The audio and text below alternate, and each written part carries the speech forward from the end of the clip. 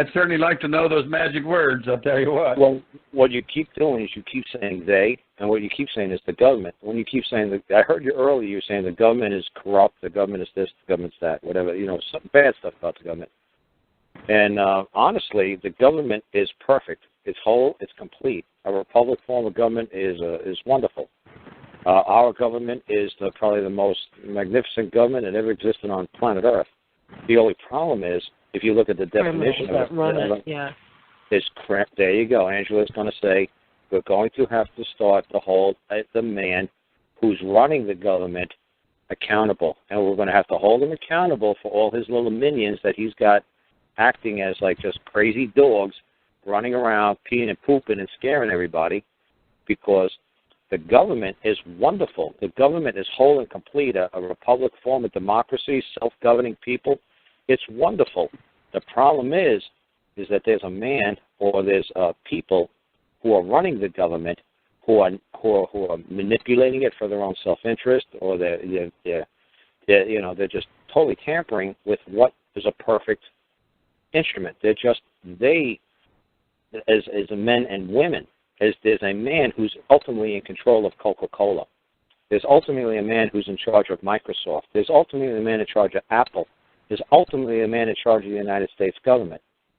And that man should be held accountable when he's allowing his employees or his agents to just run around and put a destructive product to the people. If it's Apple or Tylenol or if it's Coca-Cola, that man should be held liable. Like, do you realize what you're allowing from your company being, coming from your corporation to be having intercourse with man and woman on planet Earth? You realize what you're doing to your fellow man.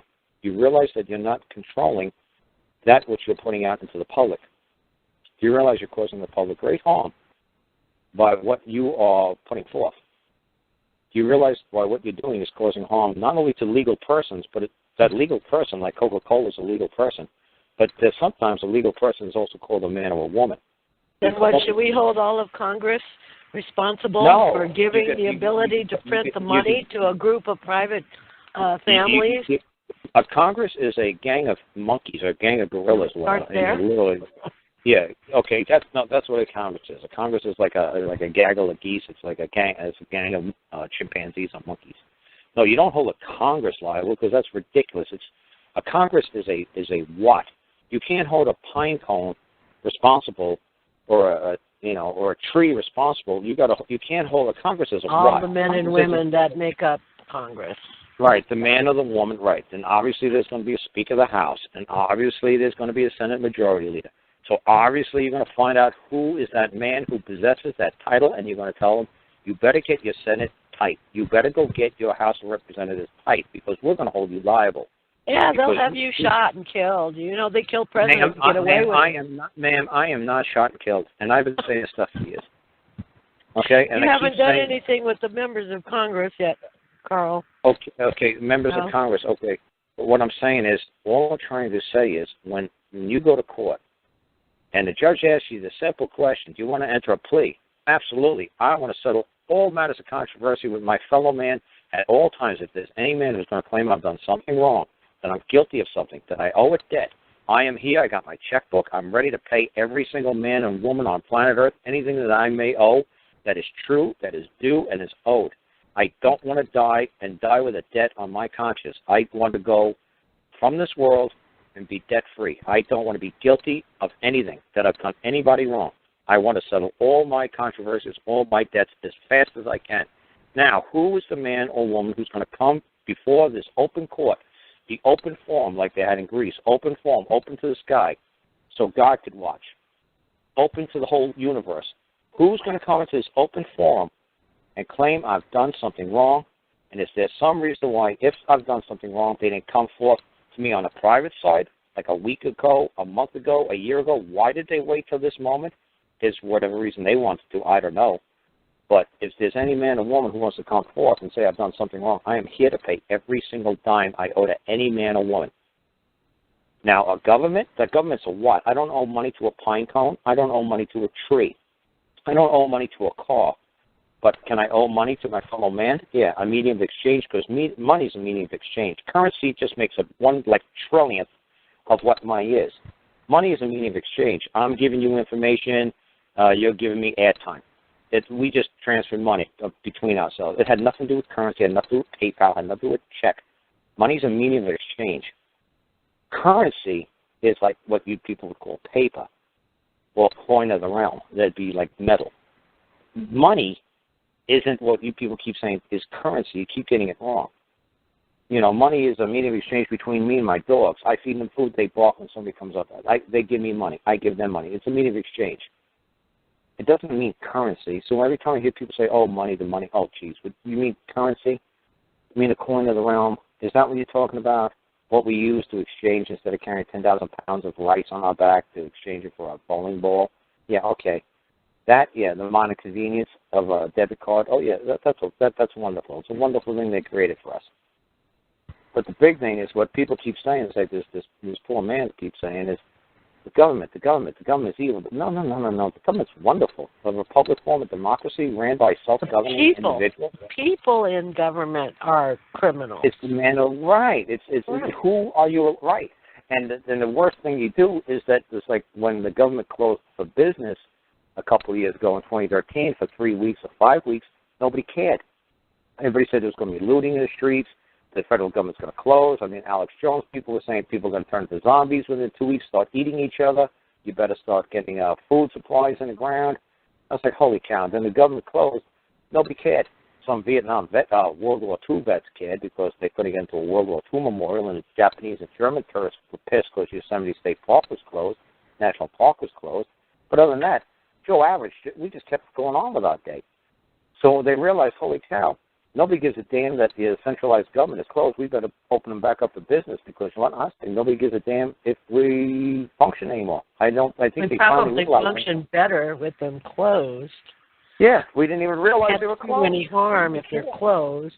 Right, and I think when Congress got together amongst themselves, it's like people aren't turning to zombies. The black people aren't looting in the streets. Nobody's going crazy. You know what? We've got to open up for business again real soon before people realize, you know what? We really don't need you people, do you? You're just all hype. You're all fear. You scare everybody. You're all hype. You're nothing. You're just like a paper monster. Hey, Carl, let's hear from Glenn. Glenn, what do you have to say to what Carl's saying? Well, when I use the term government, I'm talking about the people who are representing government. I'm not talking about the established order of our constitutional form of government. I have no problem with that. But what I'm talking about is when the opponent to Bill Bailey files a motion in court, they call themselves the government, and so that's the term. That's the means by which I use that term. I totally agree that the. Well, I'm trying to say they can call themselves the pine cones. But the pine cones are still going to have to take a witness stand, point across the room, and say that I deliberately did something wrong, that I deliberately hurt Mr. or Mrs. Pinecone. They could call themselves anything they want. They could call themselves the government. They call still a man or woman's going to have to come forth and say that you've done something wrong. It's the same thing. Well, I understand. The easiest one to do is when Al Gore took George Bush Jr. to the Supreme Court over the election in 2000. And the United States Supreme Court said, you know what, you might be right, Al Gore. Thousands and millions of chads might have been hanging up on these election machines. But and you'll realize the Supreme Court ruled this case in like 3 minutes. Because all the Supreme Court said to Al Gore and his team of attorneys and the thousands of trucks of the hanging chads and ballots they brought from Florida up to Washington, D.C., all the Supreme Court flat out said is, do you have one man in the state of Florida with you who said that his vote wasn't counted, so his right to vote was denied because of a flawed machine? And they were like, all his teams of attorneys, like, did anybody bring a man? Did anybody remember to bring the victim? Did anybody remember to bring the harmed or injured party? No. So the Supreme Court said, until you find a man to come before this court, you have no standing. You have no case. Go back to Florida and argue in Florida because there's nothing we could do here without a victim, without a man, without an injured party. So if anybody wants to see the simplest case on planet Earth about a harmed injured, accruable loss to a man, it's Gore versus Bush. It was over in 2 seconds. The Supreme Court just said, okay, Al, you got any man whose rights were denied to vote? Oh, well, look at all these thousands of okay, you have one man who's going to swear that he was harmed, injured, or he accrued a loss due to a faulty machine. Well, no, I guess one of my thousands and billion-dollar attorneys forgot that little aspect of law that is needed to move a case through a court. Yeah, I guess they did. I guess you overpaid for these attorneys. And that's exactly what all you guys are doing. You guys are just forgetting to bring up that one little fact the Supreme Court said. You got a man over there on the other side that's making a claim that's done wrong, like, say, the people of California. You have any one of the people, anyone, just bring one of the people that said, I've done something wrong. I got my checkbook, and I will compensate him. I'll tell him I'm very sorry, and I didn't realize what I did was wrong. And I didn't realize what I did accrued a loss, an injury, or harm to him or his property. I'm very sorry. If he told me this a week ago, we wouldn't have to be in court today. But okay, so the point is that they never bring a man to make a claim against you. Right, you got to keep telling him, I'm sure I'm guilty. Guilty means you owe a debt. I'm sure I owe debt to so many people. It's not even funny. School teachers, doctors, judges in the past that helped me. I'm sure I owe so much to so many. It's not even funny.